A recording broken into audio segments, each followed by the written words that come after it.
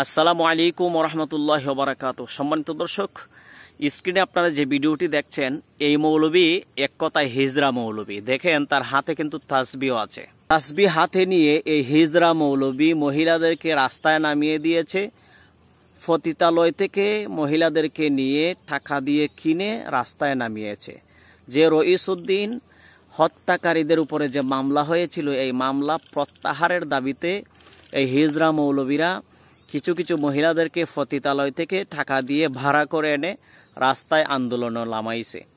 সবচেয়ে আশ্চর্যের বিষয় হলো, এই গাজীপুরে সকল ওলামায়ে কেরাম গিয়ে প্রতিবাদ করেছে, কিন্তু দেখেন তাহিরি সাহেবের ফটোর মধ্যে ক্রস চিহ্ন দিয়ে তারা সেখানে প্রতিবাদ করতেছে এবং বলতেছে যে রইসউদ্দিন সাহেবের হত্যাকারীদের উপর নাকি হয়রানিমূলক মামলা দিয়ে গ্রামের মানুষকে হেস্তনস্ত করা হচ্ছে।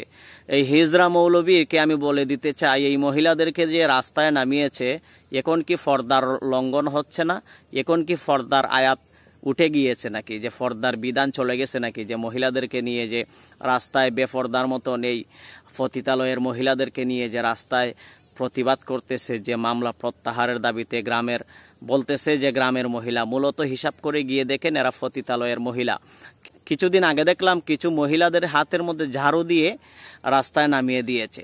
কিন্তু সবচেয়ে যে আশ্চর্যের বিষয় হলো কি, পরিশেষে দেখা গেল ওই মহিলারা লিখিত একটা নিউজের মধ্যে আসলো যে মহিলাদেরকে 300 টাকা করে ভাড়া এনে রাস্তায় নামিয়েছিল পতিতালয় থেকে বা গার্মেন্টস থেকে। তাদেরকে 300 টাকা করে যখন কন্ট্যাক্ট করে আনা হয়েছিল, কিন্তু কাজ শেষে তাদেরকে 250 টাকা করে দেওয়া হয়েছিল। 250 টাকা করে দেওয়া হওয়ার পরে এই মহিলারা তার প্রতিবাদ করেছে যে আমাদেরকে 300 টাকা করে নেওয়া হয়েছে, কিন্তু 250 টাকা দিল কেন?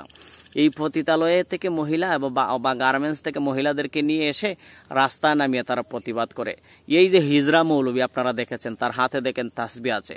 এই হিজরা মৌলবীরা যুগ যুগ ধরে বলৎকার করে আসছে, যুগ যুগ ধরে মাদ্রাসার ছেলে মেয়েদেরকে, মাদ্রাসার ছেলেদের সাথে রাতভর নাফরমানি করে আসছে। এটার কোনো প্রতিবাদ করছে না, অথচ একজন মাওলানার উপর মিথ্যা অপবাদ দিয়ে মোব সৃষ্টি করে এই আলেমকে নির্মমভাবে তারা হত্যা করেছে। সেটার প্রতিবাদ আমরা করেছি এবং এই হিজরা মৌলবীরা মহিলাদেরকে রাস্তায় নামিয়ে দিয়েছে।